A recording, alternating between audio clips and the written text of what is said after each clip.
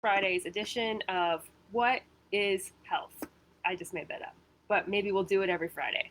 Okay, what I wanted to talk about today is I really wanted to give you some info about things you can do at home that will actually improve your health. And this has nothing to do with gaining muscle, losing body fat, anything like that. It's legitimately just for your health. Okay. So a couple of things, and these are things I do with my clients, and I do talk about it all the time with my clients. So I would love to share this info with you because legitimately you can start doing this at home, and it's going to give you objective numbers and facts about what's going on with your body. This isn't how I feel, or it seems to be like this. It isn't anything like that. Where that is part of health. Today, we're just talking about straight up numbers, okay? Because we can't argue with those. So I'm actually going to go through, if you've watched some of my previous videos, I've talked about some of my favorite gadgets for fitness. So this is kind of like going back to that because my favorite fitness gadgets are things related to health, and especially your cardiovascular health. When I first started training, I understood what cardio was, but I didn't understand how important it was to overall health. And then as I got older, worked with more clients and just literally started paying more attention to what health is, I was like, this is one of the first things, your doctor checks is your blood pressure. And it's these specific numbers that we can see what's going on with your body. So let's start there. Blood pressure. Like, I'm a baby grandma. I got one of these and it's nicely dusty. I don't use it that often. It kind of depends where I'm at in my training program. But definitely, I make sure I know all my clients' blood pressure before starting any programs with them. One, it's kind of dangerous if you have high blood pressure and you're doing exercises that raise your blood pressure. So that's definitely a consideration.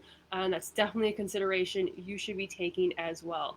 Um, so your blood pressure, if you are unaware of what that is, it's literally how much pressure is through your arteries when your heart pumps.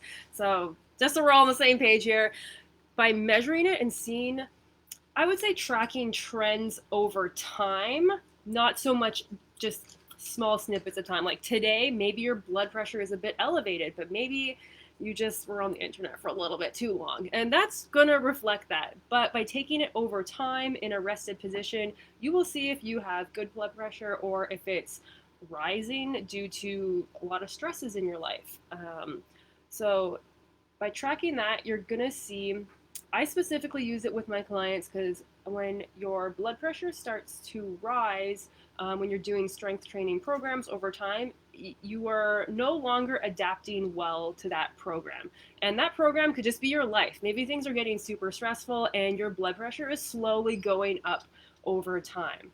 So it's definitely something that you need to look at and to know, because I'm sure we all know that you're going to have to take medication if your blood pressure is too high. You can't live like that. Like, you're literally setting yourself up for a bad time. Okay.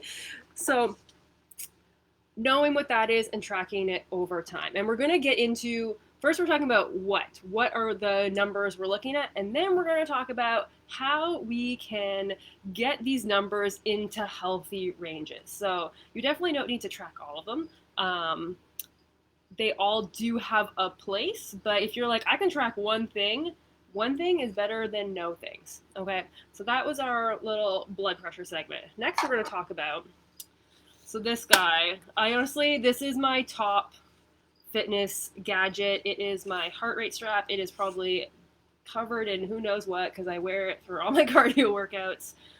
So this is going to track your heart rate, and it will, what I like to use it for is seeing what your resting heart rate is in the morning, but also to track your heart rate variability. So your resting heart rate, that is just your heart rate at rest.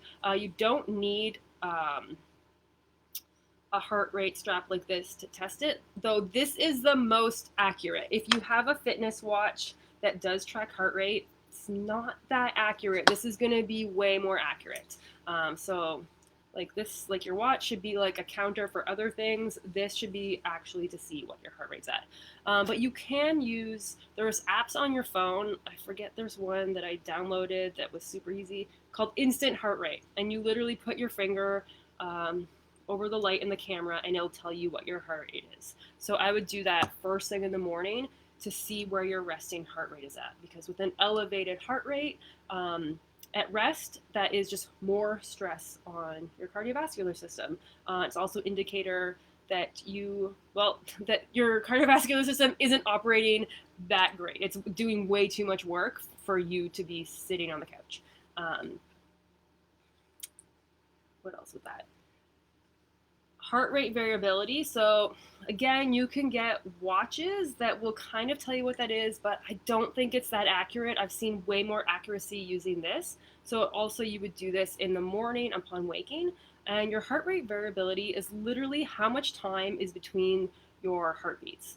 And that's a direct relation to how stressed out you are and how your nervous system is. So if you don't know much about your nervous system, that's totally cool. But you have your autonomic nervous system, and there is parasympathetic and sympathetic nervous system. So sympathetic is, I want to say, the stressed out, but there is times when we need that, and we've kind of demonized being stressed out.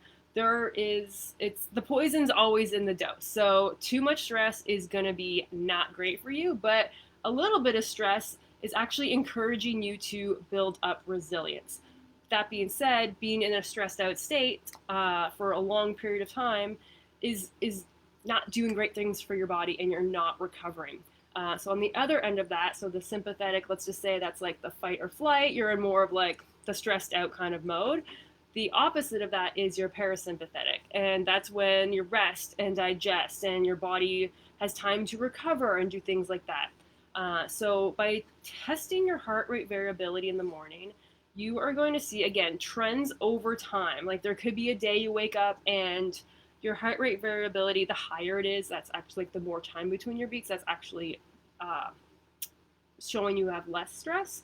But the lower the number is, so like if that number really tanks, that means there is some stress happening. And the thing I like about this is not so much with the other numbers, but by testing your heart rate variability, you can almost tell when you are about to get sick or something's off, because you'll start to notice those numbers are tanking. And that could be, you're too stressed out, like overstressed from work and not spending enough time recovering. It could be your workouts are too hard and you're not recovering from them. So you would see your heart rate variability tank at that point. You would also probably notice your blood pressure start to go up because your body it isn't recovering. And you honestly can't argue with these numbers. You also don't need to obsess about them, right? Like, that's what I mean. You want to look at trends over time, and you would also want to look at like, how am I feeling, and like, how's my sleep, et cetera, et cetera. So there is a lot of other factors to look at, but we're strictly talking about like the numbers because I love the numbers. Okay, so those are 3 things I would absolutely check if you are concerned on the status of what your cardio system is, what state it's in right now. Those are awesome metrics. They're pretty easy to do at home. You can like go into Shoppers and test your blood pressure. The thing is, whenever you're going to test any of these things, you want to do them at rest. So if you just like ran into the store, like you're gonna have to like, I don't know if you're allowed to do this, but loiter around that little blood pressure thing for like 5 minutes. Just like sit down so you can calm down a bit, because your blood pressure is going to be elevated from finding parking. Okay, so don't do it at that moment. Okay, so you have these stats. Now, what do you do with them? You're like, okay, I have these numbers. So 1, you should always have clearance from your doctor before you start any exercise program. That's just like blanket statement all the time. So how do you improve these things? And you might be like, oh, doing HIIT workouts, doing this.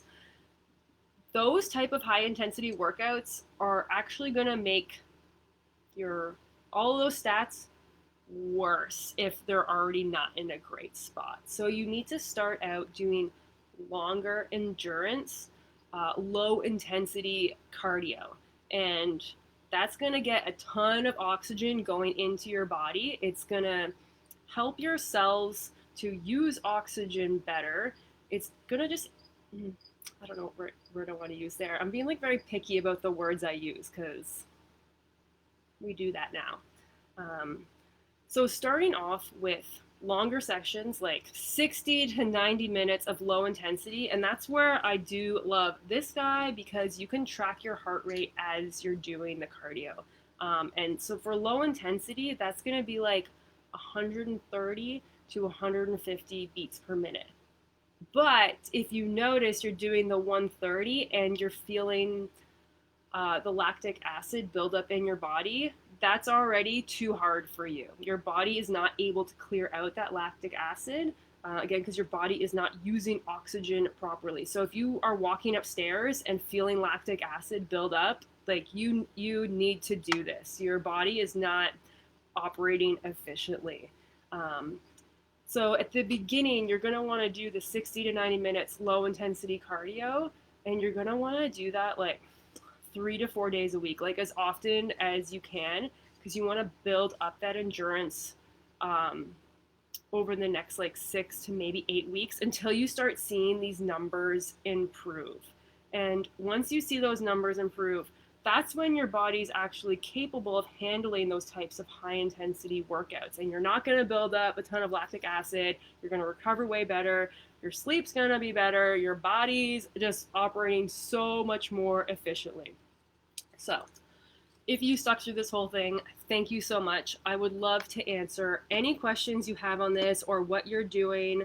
Or if you're just like, I'm not sure where you even buy these items, please let me know, because this is absolutely one of the first things you need to do when starting an exercise program. And if you truly do value your health and your health going through the decades of ages, I don't know, as you get older, we want to age gracefully and not be so concerned about health concerns that come up around that time.